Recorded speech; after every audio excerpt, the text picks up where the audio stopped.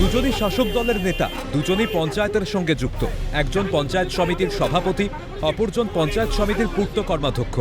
তারাই নাকি প্রকাশ্যে লড়ছেন। একে অপরকে উদ্দেশ্য করে উত্তপ্ত বাক্য বিনিময়।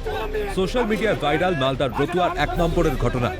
বিবাদ নিয়ে রতুয়া 2 নম্বর পঞ্চায়েত সমিতির সভাপতি বলেন, এসআইআর শুরু হওয়ার পর থেকে তিনি বিভিন্ন এলাকায় ঘুরছেন। সে মতো গত 22 তারিখ রতুয়া 1 নম্বর ব্লকে যান। সেখানে গিয়ে তিনি দেখেন এসআইআরের কাজ ধীর তালে হচ্ছে। মানুষকে লম্বা লাইনে দাঁড়িয়ে হেনস্থা হতে হচ্ছে। অভিযোগ তাই নিয়ে প্রতিবাদ করতেই তার দলেরই আরেক নেতা শেখ মিনু রতুয়া 1 নম্বর পঞ্চায়েত সমিতির পূর্ত কর্মাধ্যক্ষ তেড়ে আসেন। অকথ্য ভাষায় গালিগালাজও করেন। এসআইআর নিয়ে প্রতিদিন এন্টায়ার এলাকায় রতুয়ার 2 মালতীপুরের বড় অংশ আমি মানুষের সঙ্গে যোগাযোগ রাখি, কারণ আমাদের দল এটা নির্দেশও দিয়েছে।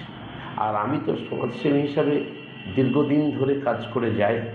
মানুষরা অত্যন্ত বিপর্যস্ত, সন্ত্রস্ত, তো তাদেরকে অভয় দেওয়া, তাদেরকে প্রপার গাইডলাইনে পাঠানো, যাতে সঠিকভাবে তারা রিসিভটা পায়।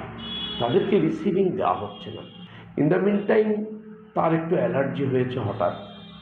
বলতে বলতে কথাবার্তার মধ্যে একটু সভ্যতা থেকে সরে এসেছে, বেয়াদবি করেই বলেছে। পাল্টা শেখ মিনু দাবি করে, রতুয়া 2 নম্বর পঞ্চায়েত সমিতির সভাপতি হঠাৎ নিজের এলাকা ছেড়ে 1 নম্বর ব্লকে এসে মানুষকে উস্কানি দিচ্ছিলেন। তারই প্রতিবাদ করেছেন তিনি। পাশাপাশি তিনি বলেন, রতুয়া 2 নম্বর ব্লকের পঞ্চায়েত সমিতির সভাপতির এখন রতুয়া বিধানসভা কেন্দ্র থেকে ভোটে দাঁড়ানোর ইচ্ছা হয়েছে, আর সেই কারণে 1 নম্বর ব্লকে এসে এই ধরনের ঘটনা ঘটাচ্ছিল। থেকে এসে রতুয়া 1-এ মানুষকে উল্টাপাল্টা বুঝিয়ে যে এত লেট কেন হচ্ছে, চলো সবাই মিলে ভিতরে ঢুকে ভাঙচুর করি। তখন আমরা যখন ওখানে মানুষ উত্তেজিত করে দিয়েছিল, অনেকটা লোক ভিতরে ঢুকে গেছে, যেখানে এমওরা আছে, ইআরওরা রয়েছেন ওখানে, এবং ওখানে মানে শান্তিভাবে ওখানে লাইন করে ওখানে প্রশাসনরা ওখানে শান্তিভাবে কিন্তু ব্যারিকেড করে কিন্তু মানুষকে ভিতরে ঢুকে এসআইআর ওটা হিয়ারিংটা চলছে। সেইখানে গিয়ে কিন্তু উনি একটা মানে মানুষকে ভুল বুঝিয়ে বিভ্রান্ত করার চেষ্টা করেছিল। গাইডলাইন্স মেনে আমরা থাকি, সেই জায়গাতে এসে এত শান্তি পরিবেশকে অশান্তি করার জন্য উনি এখানে রতুয়া 2-কে ছেড়ে রতুয়া 1-এ আসে। শাসক দলকে তীব্র কটাক্ষ বিজেপির উত্তর মালদা সাংগঠনিক জেলা সাধারণ সম্পাদক অভিষেক সিংহানিয়া বলেন, এরা একে অপরকে মানে না। সামনে ভোট, তাই রতুয়া বিধানসভা কেন্দ্রে প্রার্থী হওয়ার জন্য বিবাদ লেগে রয়েছে। একে অপরকে মানে না, বিশৃঙ্খল একটা দল।